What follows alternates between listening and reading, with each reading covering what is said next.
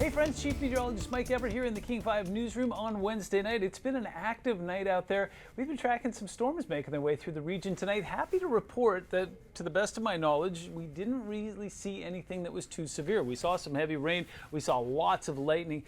Hearing about a few power outages here and there, but we definitely didn't see any tornadic activity. For this, we are very grateful. We're going to continue to keep an eye on that, and if we do get any reports of any kind of damage anywhere, we'll be the first to let you know. Systems have not completely rolled out of the area yet, but they are well up towards the north, and it looks like the bulk of the instability is kind of stabilized now. So it looks like as we go through the rest of the night tonight, things should calm down and quiet down. Let's dig right in and see what we got going on here. Here is a live look over Seattle, and as I'm recording this, it's right around 8:30 on Wednesday night. About an hour ago, we had lots of sky drama, including lots of thunder and lightning. You notice that things have kind of stabilized for us here. As we take a look at conditions, currently sitting in the mid-50s right now. Temperatures actually warmed and humidity went up as the system moved through, but now it looks like things have quieted down. From our Columbia Tower cam, still seeing a few raindrops on the lens there, but for the most part, a lot of the sky drama that we saw has moved on.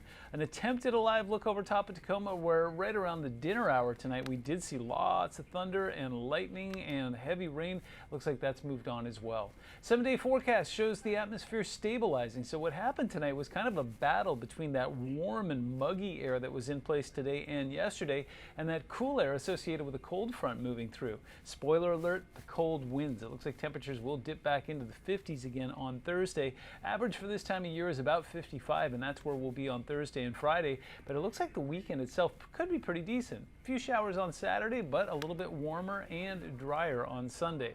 If you are attending the Mariners game, the home opener is on Thursday, 7:10 at T-Mobile Park is the first pitch. The roof will be closed. I'll show you why in a moment here, but it looks like showers will continue to rotate through associated with the system that we've been tracking.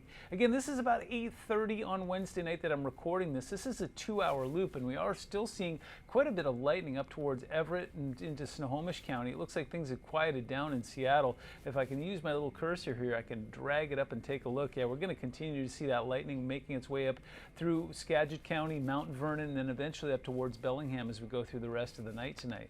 Taking a look closer down towards, say, like Seattle, Bainbridge, Redmond, the bulk of that heavy rain and the instability has moved through. So lightning, hail potential, and definitely tornadic potential has considerably diminished. Looking down towards the south, where we did see some active weather earlier this afternoon, just to the south of Enumclaw, looks like things are quieting down there beautifully as well. So everything that we see through the rest of the night tonight will just be garden variety of rain that will continue to rotate through. Maybe 1 or 2 strikes of lightning, especially up towards the mountains, as you're seeing there up towards White Pass.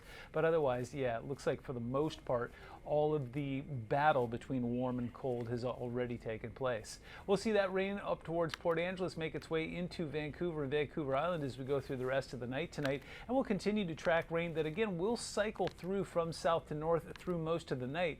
So as we get to around 11 p.m. and it's even up towards midnight tonight, we could see some heavier bands of rain that'll make their way through Skagit, Whatcom County, definitely through the San Juans, and then eventually up into Canada as we get into the early morning hours of Thursday. In fact, this is right around 1:30 in the morning on Thursday, and you can see that now it just becomes a little bit more uniform rain.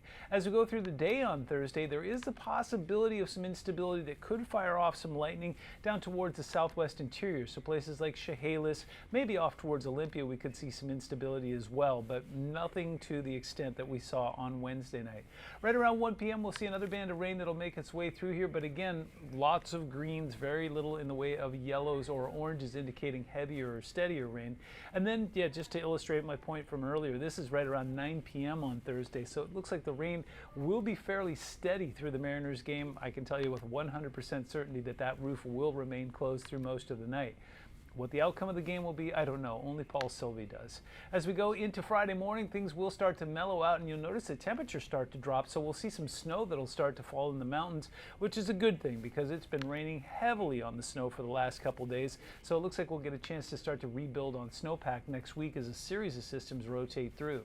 Wind looks like it'll kind of start to mellow out overnight tonight as well now that the frontal boundary has moved through. Maybe some gusts getting up to about 30, maybe even 40 miles an hour in Skagit and Whatcom County and off towards Wenatchee as we go overnight. But for the most part, now that the front has moved through, so has the instability. On Friday, it looks like we will see another round of wind that could move through as we go into the early morning hours as we continue to track those showers rotating through. So there it is in a nutshell in the classic battle between warm and cold. Cold prevails. Remember, the average for this time of year is about 55, and looks like we'll see that at least 3 times, Friday, Saturday, and again on Wednesday. There it is, your extended forecast from the King 5 newsroom on this Wednesday night. I'm Chief Meteorologist Mike Everett. Stay warm, stay safe, and have a great night.